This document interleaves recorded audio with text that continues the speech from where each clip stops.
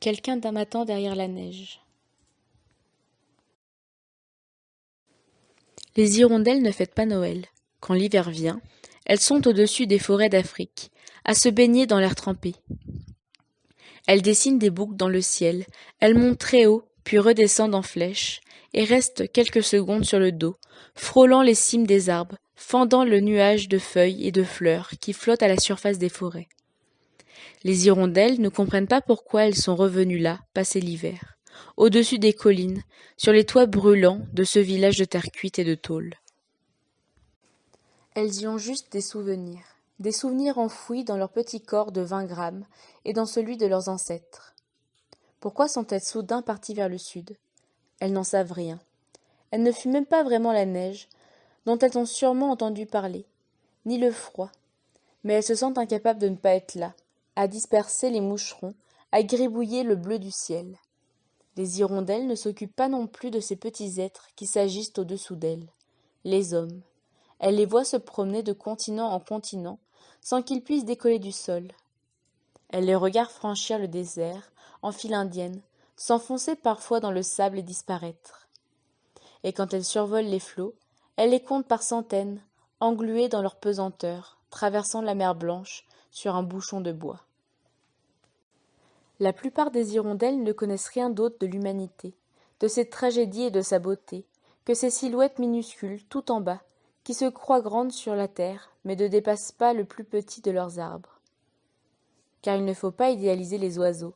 En dehors de leur passion du vol, qui fait leur âme et leur poésie, les hirondelles ne s'occupent que d'elles. Elles n'ont que 3 points cardinaux dans le triangle minuscule de leur tête. Le nid, les petits, la survie. Gloria, elle, n'avait rien de cela. Elle n'avait jamais fait de nid, jamais eu de petits. Elle se moquait un peu de survivre. Elle vivait. Alors pourquoi, un matin de décembre, volait-elle à contre-courant dans le ciel? Pourquoi cette hirondelle avait-elle quitté depuis plusieurs jours le fil de l'équateur qui aurait dû la retenir en hiver? Gloria était seule. Elle volait depuis très longtemps. Elle avait vu le désert se jeter dans la mer, puis la terre naître à nouveau sous la brume. Elle traçait vers le nord, en plein cœur de l'hiver. Un peu plus loin, au même instant, Freddy D'Angelo filait dans la même direction. Il conduisait un petit camion frigorifique jaune, sur lequel était écrit en belles lettres rouges « Gelati, Pepito and Schutz ». Parti de la ville de Gênes au milieu de la nuit, il avait passé tous les tunnels qui longent la mer entre l'Italie et la France. Il se penchait souvent au-dessus du volant pour chercher dans le ciel les premiers signes de la tempête de neige qu'on annonçait depuis 3 jours. Il écoutait une vieille cassette de Frank Sinatra qui semblait chanter Noël, mais qu'il faisait tourner en toute saison, surtout en plein été, lui qui détestait les fêtes. Freddy travaillait depuis 37 ans pour les glaces Peppino et Schlutz. Malgré son nom italien, Freddy D'Angelo ne parlait pas un mot de cette langue. Il vivait seul dans un petit village du nord de la France, le long de l'autoroute A26. Par conscience professionnelle, il n'avait jamais goûté les crèmes glacées qu'il transportait. Ces glaces avaient eu un immense succès en Europe quelques années plus tôt, du temps où on pouvait croiser une douzaine de camions jaunes Pepito & Schlutz sur les routes. Mais la gloire n'avait pas duré, l'entreprise allait mal. Il n'y avait plus que 2 chauffeurs. L'un s'occupait de l'Italie et Freddy livrait en France et en Angleterre. Ce jour-là, veille de Noël, le petit camion jaune traversait le matin froid avec à son bord, enfermé à triple tour, 600 boîtes de glace au marron et au lait d'amande, chargées en Italie et à livrer la nuit suivante dans le centre de Londres. Freddy D'Angelo maudissait cette commande de dernière minute, alors qu'il avait vidé un demi-camion chez le même client anglais la semaine précédente. Il se plaignait de l'irresponsabilité des gens, de la neige annoncée, et surtout du passage par Calais, de la guérilla autour du tunnel sous la Manche, qui concentrait depuis des mois toutes ses colères et ses peurs. Il se barricadait quand il approchait de la côte. Il ne ralentissait pas et regardait avec frayeur les ombres courir autour de lui. Freddy n'aimait pas cela. Il ruminait des heures dans son camion au sujet du grand désordre de ce temps, du monde en perdition, envahi, méconnaissable. Au fond, tout au fond, il n'était pas mécontent d'être sur les routes. Malgré ce monde en feu et à sang, plutôt que seul dans son pavillon, avec le néon clignotant de la cuisine. Freddy avait compté. Cela faisait bientôt 100 jours que personne ne lui avait vraiment adressé la parole. Par honnêteté, il oubliait les phrases de moins de 3 mots. Bonsoir ou poussez-vous. 100 jours.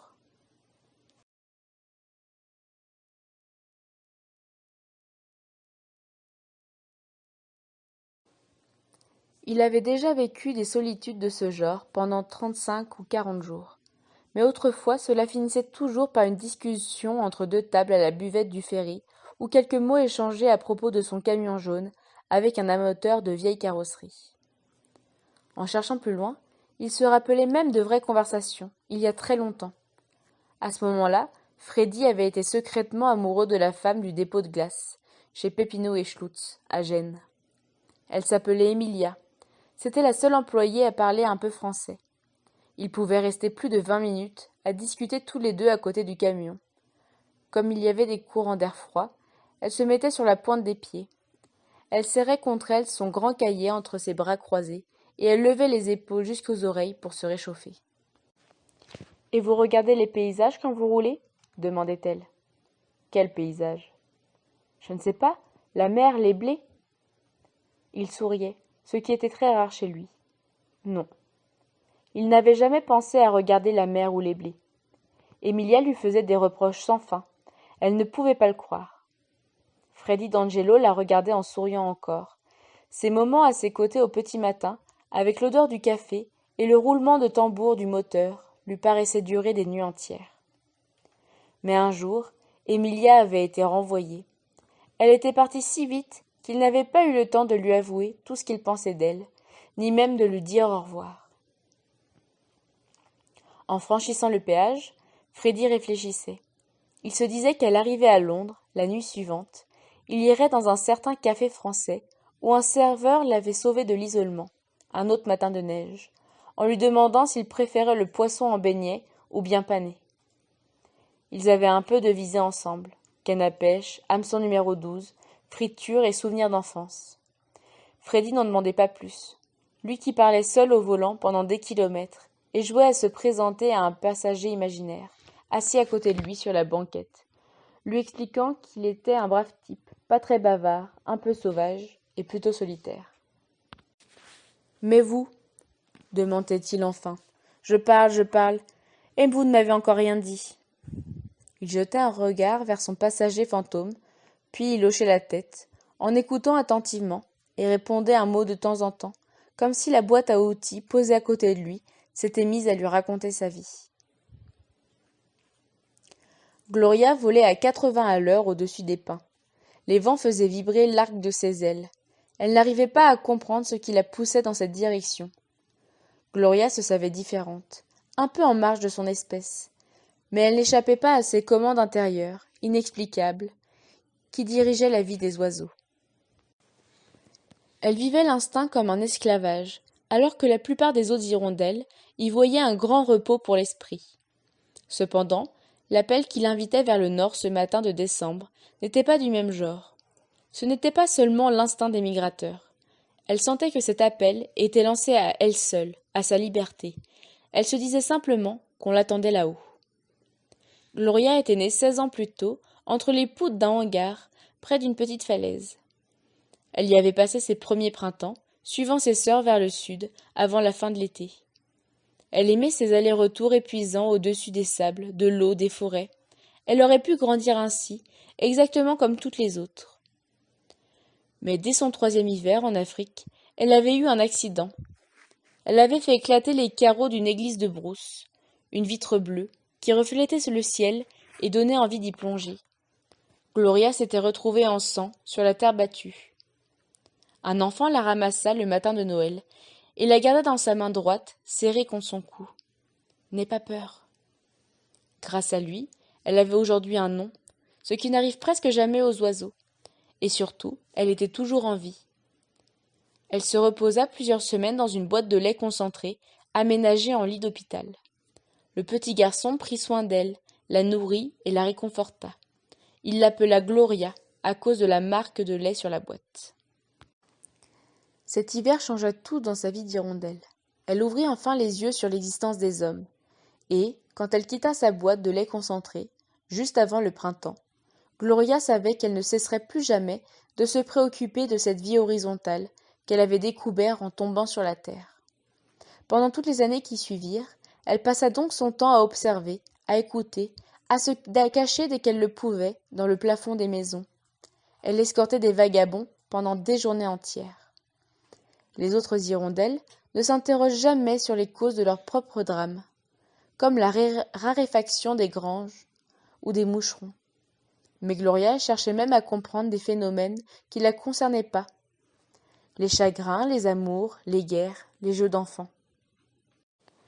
Pendant ses grands voyages de printemps et de fin d'été, elle rôdait dans les champs de bataille et les immeubles brûlés. Elle suivait les cortèges de noces ou bien les familles qui prenaient la route pour tenter de trouver la paix quelque part. Cette métamorphose, elle la devait au petit garçon qui l'avait sauvée et qu'elle n'avait pas retrouvé l'année suivante, dans ce village abandonné, sur une rive du fleuve Congo. Où était-il passé? Elle le chercha plusieurs semaines sur les chemins. Il avait 10 ans, les mêmes yeux noirs qu'elle. Elle ne se souviendrait peut-être pas de ses traits si elle le recroisait. Elle savait juste qu'il n'avait plus qu'une seule main, la droite. L'autre bras s'arrêtait au coude, dans la manche cousue de sa chemise. Elle ne le trouva pas, mais se promit de se rappeler qu'elle lui devait tout. Elle sentait chez ce garçon quelque chose qui lui ressemblait.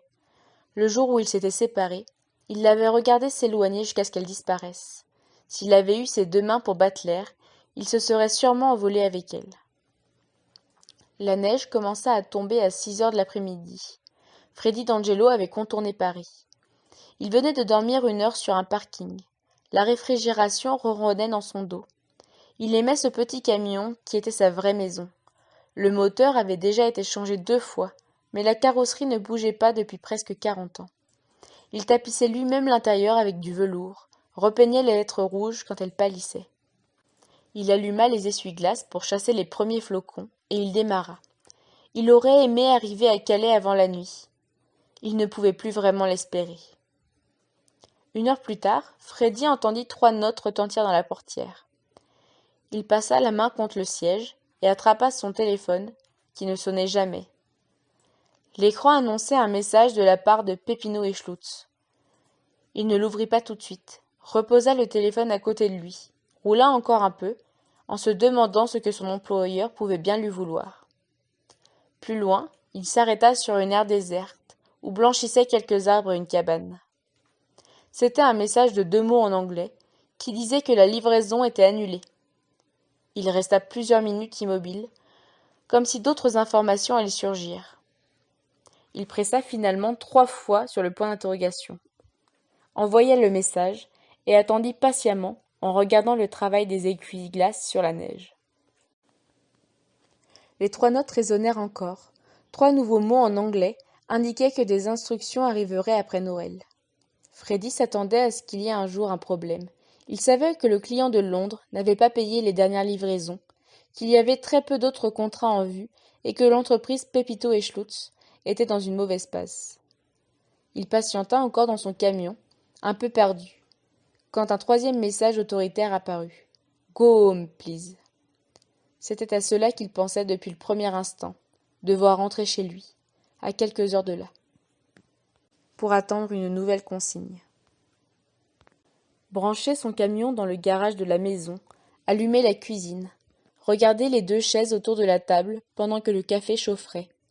Tout cela lui paraissait au-dessus de ses forces.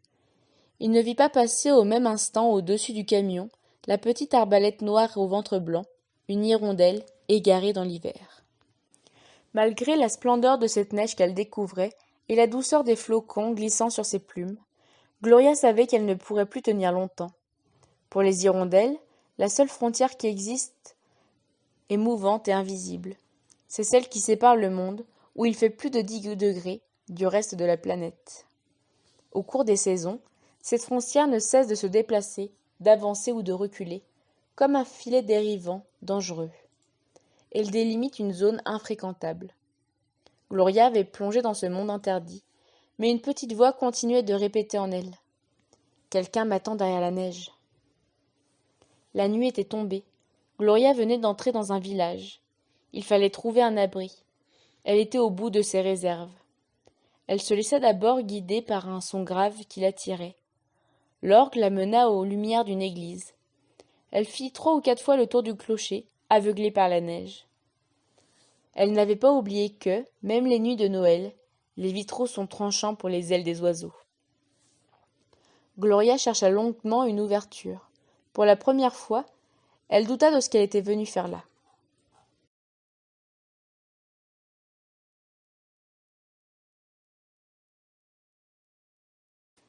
Elle entendait les voix chanter derrière le sifflement du vent. Elle crut trouver refuge dans un trou de l'ardoise. Mais la pierre était si froide, et la température de son corps baissait si vite, qu'elle se jeta à nouveau dans la tempête. Alors, à la fin d'une dernière boucle aérienne, elle aperçut dans une rue voisine un rectangle de lumière blanche qui rétrécissait. C'était une porte de garage en train de se fermer. Freddy D'Angelo était assis chez lui, dans sa cuisine. Il écoutait trembler les 2 boîtes de conserve qu'il avait placées dans une casserole d'eau bouillante pour les réchauffer. Le néon blanc clignotait toujours derrière sa chaise. Il avait sorti la cassette de Sinatra du camion et l'avait enfoncée dans le magnétophone à pile posé sur le radiateur de la cuisine. Mais il ne l'avait pas encore allumé pour pouvoir rattraper au vol les éclats de voix venus de l'église voisine. Qu'allait-il faire du reste de sa vie ? Ce monde n'était plus fait pour lui. Et si maintenant, les glaces Pépinot et Schlutz disparaissaient, que resterait-il sur terre de ce qu'il avait été ? Il pensait aux 100 derniers jours qu'il avait passés sans échanger un mot avec personne. Il attendait qu'il arrive enfin quelque chose. Soudain, le néon s'éteignit. L'obscurité envahit la cuisine, tandis qu'un bruit assourdissant faisait vibrer le carrelage sous ses pieds. Freddy reconnut tout de suite ce bruit. Une corne de brume. Le vacarme d'un paquebot qui s'en va. C'était le klaxon qu'il avait choisi dans un bazar de Marseille, 30 ans plus tôt. Sa sonnerie lui avait sauvé la vie plusieurs fois, quand des poids lourds le doublaient sur l'autoroute sans le voir. Mais la grande fierté de Freddy était surtout de l'avoir relié à la réfrigération du camion pour signaler les pannes électriques. Il avait inventé cette astuce au lendemain de la livraison d'un chargement de glace fondue dans une brasserie des Champs-Élysées. Une vague de crème violette s'était déversée sur le trottoir. Les gens applaudissaient autour de lui. Il se réveillait la nuit en y repensant, et il s'était juré de ne pas revivre une telle humiliation. Freddy D'Angelo prit une lampe de poche, alluma une bougie, qu'il laissa sur la table, et descendit l'escalier. Le courant de toute la maison avait sauté en même temps que celui du camion. Le braillement du klaxon ne s'arrêtait pas. Freddy entra dans le garage qu'il balaya avec le faisceau de sa lampe, puis il ouvrit la portière avant du camion et baissa un levier sous le volant. Le silence total revint. Freddy tira une échelle et grimpa sur le toit de la cabine. C'était là que se trouvait le climatiseur et probablement la cause de la panne générale.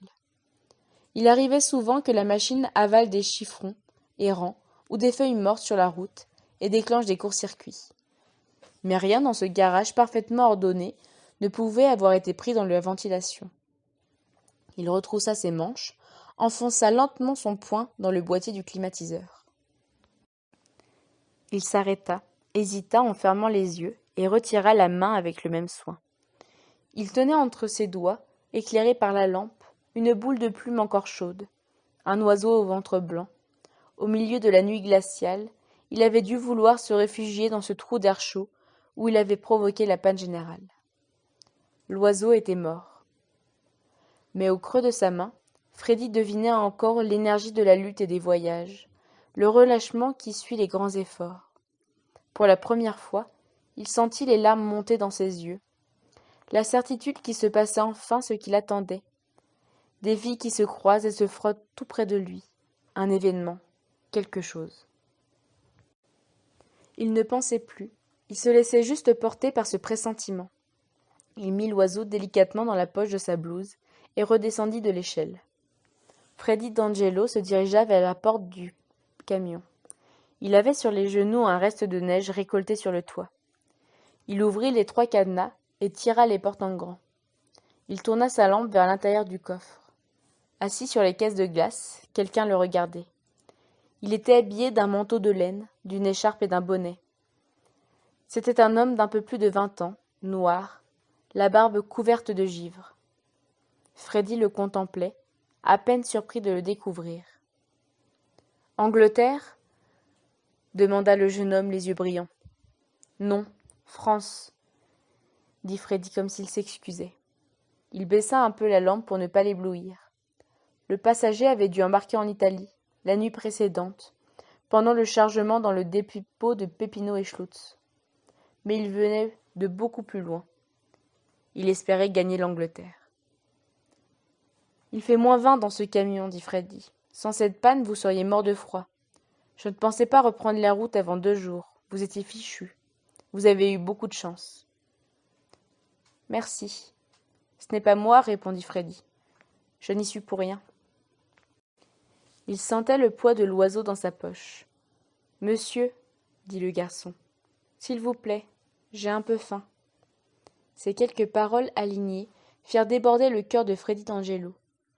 Presque 10 mots d'un coup. Il regarda sa montre. Il n'était pas minuit. Les 100 jours n'étaient pas encore écoulés. Il aida le jeune homme à descendre, le prit par l'épaule. Ils sortirent du garage tous les deux, laissant le camion ouvert. Les boîtes de glace n'avaient plus aucune importance. Freddy n'avait même pas pensé à rallumer l'électricité de la maison. Ensemble, ils montèrent le petit escalier. Ils se tenaient la main comme 2 enfants. Quand ils entrèrent, la cuisine leur parut merveilleusement chaleureuse.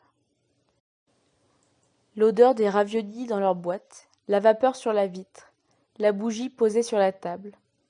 On entendait les voix des fidèles s'éparpiller dans les rues et les craquements des pas dans la neige. Freddy d'Angelo installa l'homme sur l'une des chaises, retira doucement le bonnet luisant de glaçons.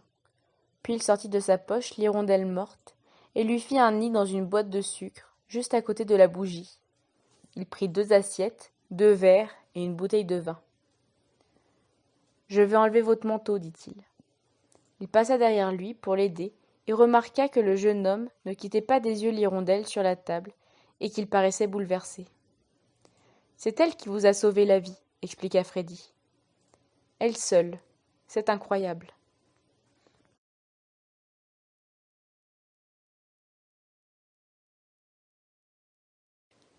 Il pensait au mystère de ces 3 chemins si différents qui les avaient conduits autour de cette table.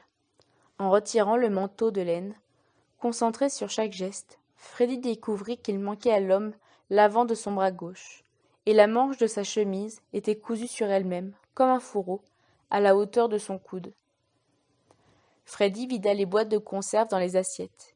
Il appuya sur le bouton du magnétophone, se posa enfin sur sa chaise.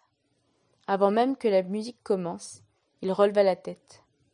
À la lueur de la flamme, il vit qu'ils pleuraient tous les deux.